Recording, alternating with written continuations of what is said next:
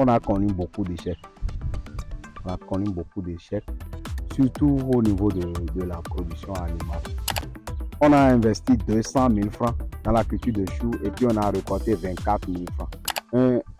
Un maraîcher aujourd'hui qui n'est pas formé ne peut pas avoir de même vision comme celui qui est formé.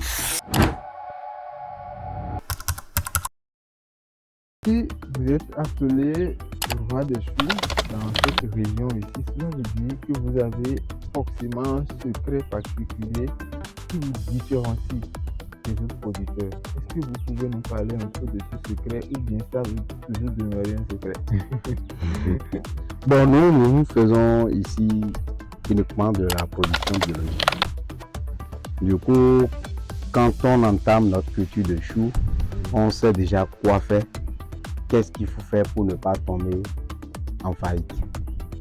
Donc, on produit les choux avec 0 insecte. 0 insecte? Oui, avec 0 insecte. Parce que l'odeur des choux même, à partir de 18h30 par là, c'est elle-même qui appelle les insectes de venir. Donc, on est plus rigoureux sur le traitement. C'est comme ça que ça se passe. Donc, disons simplement que c'est des techniques propres à vous que vous appliquez pour pouvoir demeurer roi des choux dans cette région. Aussi, on surveille beaucoup les escargots parce qu'ils aiment beaucoup les feuilles des choux. Mais non, est-ce que en termes de rentabilité, en termes d'argent, en termes de revenus, sur le plan financier, est-ce que c'est convaincant? Moi, ce qui m'a encouragé plus avec les cultures de choux au début, parce que pour commencer, j'ai pris par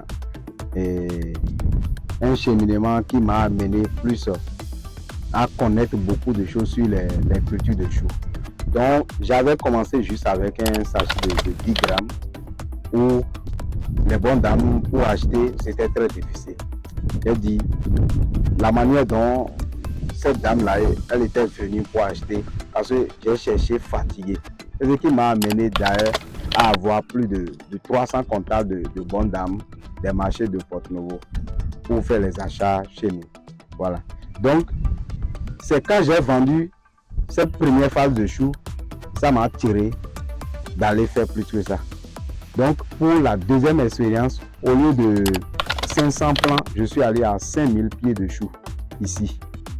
Voilà, et les 5000 pieds de choux, seulement en 3 mois, on a fait un chiffre d'affaires de 1,3 million avec les 5000 plants. Donc, on a vendu une seule plante comme ça à 250 francs. Voilà. Donc, c'est comme ça que c'est passé. Donc, ça veut dire que le chou constitue aujourd'hui votre part. Voilà. Raison pour laquelle on ne peut jamais. Maintenant, est-ce que vous le faites à plein temps ou ça suit également les saisons? Bon, vu le changement climatique actuel, raison pour laquelle on n'a pas pu relancer très rapidement notre pépinière. Donc, on est en train de tenir compte de la saison. Sinon, si c'était qu'on avait des serres ici, je pense qu'on aura de choux à tout moment. Voilà. Pour pouvoir parce faire que cette production à temps plein. Voilà. Il faut tenir aussi compte des saisons. Mais en Porto-Novo complet, vous n'allez pas voir un jeune. Plus ça clé sur là, vous allez voir, ils sont en train d'apprêter déjà de l'espace pour mettre d'autres cultures. Parce que quand vous faites une culture, il faut passer maintenant à la rotation de culture. Donc, nous, par exemple, ici, on veut mettre de la pastèque. Donc, d'ici un mois, au plus 2 mois et demi, on peut récolter déjà de la pastèque ici. Au plus 2 mois et demi, il y aura déjà de la pastèque prête pour la consommation. Donc, forcément, il faut de la rotation à chaque fois pour ne pas faciliter la prolifération des ravageurs, ou bien même des maladies. Parce que le chou que vous voyez là, jusqu'à finir son cycle, elle peut déposer des nutriments dans le sol. Vous voyez? Et il faut ramener une autre culture qui peut tisser les racines plus longues qu'elle pour pouvoir récupérer ces nutriments maintenant. Donc quand la pastèque est finie, on peut remettre par exemple des légumes feuilles pour corriger le sol complètement, enlever tout type de maladie du sol et c'est après ça maintenant, nous on peut relancer encore d'autres cultures. Tout comme vous voyez ici par exemple là où on a fait le chou, quand on va finir maintenant tout ça là, on ne va plus remettre le chou ici pendant 3 mois. Le sol est au repos pour le chou. On peut choisir autre espace ailleurs et refaire le chou. Donc c'est un peu ça. Donc dans les 3 mois à venir, on ne va pas faire le chou ici. On va faire ça ailleurs. Sinon, on risque de ne rien récolter. Donc en résumé, oui, on peut dire que la production de chou est très rentable pour quand même ce producteur qui s'y connaît, qui sait, en tout cas qui maîtrise les techniques de production et qui également bénéficie d'autres conseils ou bien d'experts ou bien d'autres compétences d'ailleurs pour pouvoir mieux gérer la production. Oui. C'est un domaine où on ne finit jamais d'apprendre. Donc il y a beaucoup de défis, il y a beaucoup de conséquences là-dedans. Donc quand on ne maîtrise pas, on risque de subir. Il faut apprendre au jour le jour. Mais de façon résumée, la culture de chou est très rentable. Et puis, donc, en tout cas, tout producteur qui veut. Et ici, bien son contrat de 10 ans ou 5 ans. Et ça peut être un hectare, il peut louer à 25 000. Ça quitte déjà les 5 millions. Et puis, il fait un forage de 2 millions là-dessus. Et après, il a la possibilité également d'acheter les semences et de prendre de la main-d'œuvre, ça peut être tracteur ou bien quelqu'un, et il prend maintenant quelqu'un qui va suivre correctement le champ pour lui. Voilà, il peut prendre un expert et après l'expert peut lui confier maintenant des ouvriers permanemment sur le site pour bien gérer sa ferme. D'accord, donc cela veut dire que la personne soit un investisseur ou un entrepreneur, quoi qu'en soit son niveau, entrepreneur ou investisseur, c'est-à-dire qu'il décide de mettre son argent ou bien de recevoir de l'argent et de s'investir, ce qui va lui permettre de pouvoir évoluer est déjà là. La compétence est là, l'encadrement est là, je dirais simplement que tout ce qu'on connaît est là, pour accompagner ce dernier à travers non seulement des conseils et autres, mais également de l'appuyer sur le plan financier à travers l'investissement. Un maraîcher aujourd'hui qui n'est pas formé ne peut pas avoir de même vision comme celui qui est formé.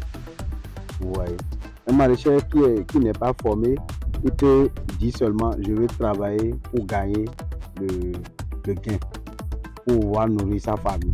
Voilà. Et il va entrer plus dans le social, comment aider ses frères. Aussi, il va penser à comment élargir son métier. Mais quelqu'un qui n'est pas formé, par exemple, il peut dire, bon, j'ai déjà mon espace, ça suffit pour nourrir ma famille. Donc, il fait la production pour nourrir sa famille. Donc, c'est la différence. Bon, je vous comprends, c'est à ce niveau qu'il faut différencier. Parce qu'une entreprise en bonne et due forme est différente d'une AGL. C'est-à-dire, on dit ça, activité génératrice de revenus.